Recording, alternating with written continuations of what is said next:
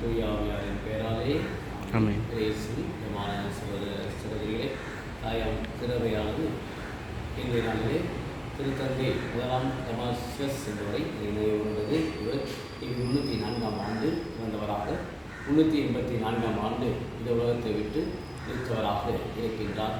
திருவையிலே பல்வேறு மாற்றங்களை நிலை கொண்டு வந்திருக்கின்றார். குறிப்பாக இந்த ஆரியனிச இந்த மனித கொள்கைக்கும் அதே வேளையில் அப்போலோனியஸ் கொள்கைக்கும் இயேசுவிடத்திலே மனித ஆத்மா இல்லை என்று சொல்லக்கூடிய அந்த கருத்தையும் இவர் எதிர்த்து மற்றும் தூய ஆவிக்கு எதிரான அந்த கொள்கையையும் இவர் வெறுத்து வாழ்ந்திருக்கின்றார். அந்த அளவுக்கு இந்த முதலாம் டமாஸ்கஸ் இந்த திருத்தந்தை மிக சிறப்பாக பணியாற்றி இருக்கின்றார். இவருடைய தந்தை அன்டோனியோ தன்னுடைய துணைவியார் இறந்த பிறகு இவரும் குருவாக திருநிலைப்படுத்தப்பட்டு புனித லாரன்ஸ் இந்த ஆலயத்திலே பணி செய்திருக்கின்றார்.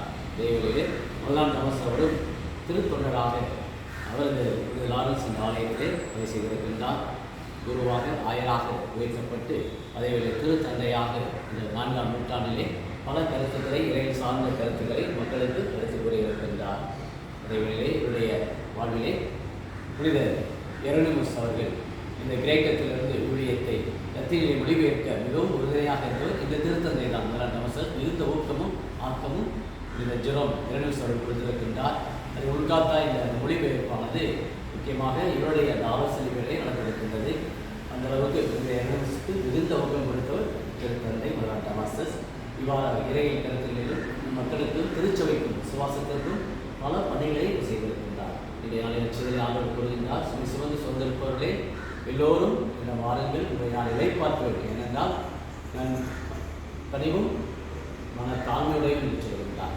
இயேசு அனைவரும் அன்போடு அழைக்கின்றார். என்னிடத்திலே நீங்கள் வாருங்கள், சுமைகள் இருக்கலாம், கவலைகள் இருக்கலாம், பாரங்கள் இருக்கலாம், எல்லாம் என்னிடமிருந்து கொண்டு வாருங்கள், உங்களை நான் உங்களுக்கு ஆறுதல் கொடுப்பேன் என்று சொல்கின்றார். இந்த முதல் வாசத்திலே அருமையாக சொல்லக்கூடிய ஆறுதல் கொடுக்கக்கூடிய இறைவனாக, மீட்பராக, மெஸ்ஸியாவாக, நம்முடைய துன்பங்களை உடைப்பவராக, வாழ்வு கொடுப்பவராக மெஸ்ஸியா வர இருக்கின்றார். எல்லாருக்குமே இறைவாழ்வை நம்ம கொடுக்க இருக்கின்றார். ஆகவே நாம் அவரிடத்திலே வேண்டி ஜெபிப்போமா? அன்பின் பரலோக பிதாவே, இயேசுவே சூசியப்பிற்கு இந்த நாளை நாங்கள் ஒப்புக் கொடுக்கின்றோம்.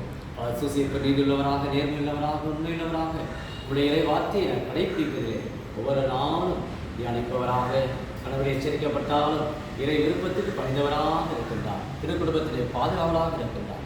எனவே குடும்பங்கள் எல்லாம் உடைய பாத்திரம் கொடுக்கிறோம். இந்த புதன்கிழமையிலே அது குறிப்பாக பல்வேறு சுமைகளோடும் கவலைகளோடும் பாரங்களோடு இருக்கிற குடும்பங்கள் நீரே மன ஆறுதலும் இறை நம்பிக்கையும் உற்சாக என்னால் நாங்கள் கலைமான்கள் நீரோடு யாருமாய் நாடுது போல இறைவா என் நெஞ்ச உண்மையே நாடுகிறது என்று உள்ளத்தில் வேண்டி வருகிற ஒவ்வொருக்கும் தனியாத ஆகத்தையும் இரக்கத்தையும் அன்பையும் உங்களுடைய பாதுகாப்பையும் இந்த நாட்களிலே இதோ மெஸ்ஸியாவுடைய இந்த வருகைக்காக இயேசுடைய பிறப்புக்காக ஆயத்தப்படுத்திக் கொண்ட நாட்களிலே நாங்கள் ஒவ்வொரு நாளும் ஆண்டவருக்காக ஒரு ஆயத்தமாக எங்கள் குடும்பத்திலே அமைதியும் சமாதானமும் ஒற்றுமையும் அன்பும் நிலவுவதற்கு மீட்பரா மெஸ்ஸியா என்னாலும் எங்களுக்கு பக்கவளமாக உறுதுணையாக இறை நம்பிக்கையை உற்றாக எங்களுக்கு இருக்க அசோசியேட் பரிந்துரை எங்கள் குடும்பத்திலே இன்னும் நல்ல பிள்ளைகள் படிக்க, இன்னும் வேலை செய்வதற்கும், இன்னும் நிரந்தர வேலை கிடைக்கவும், இன்னும் குடும்பத்திலே சமாதானம் கிடைக்கவும், இன்னும் திருமண பாக்கி கிடைக்கவும் உங்களுடைய கிருபை மேலான கொடைகளை இதனால் வேண்டி ஜெபிக்கிற ஒவ்வொரு உள்ளங்களுக்கும் நாம் நிறைவாய் கொடுத்து ஆசீர்வதிக்கும்படி கிறிஸ்து வழியாகவே மன்றாடுகிறோம்.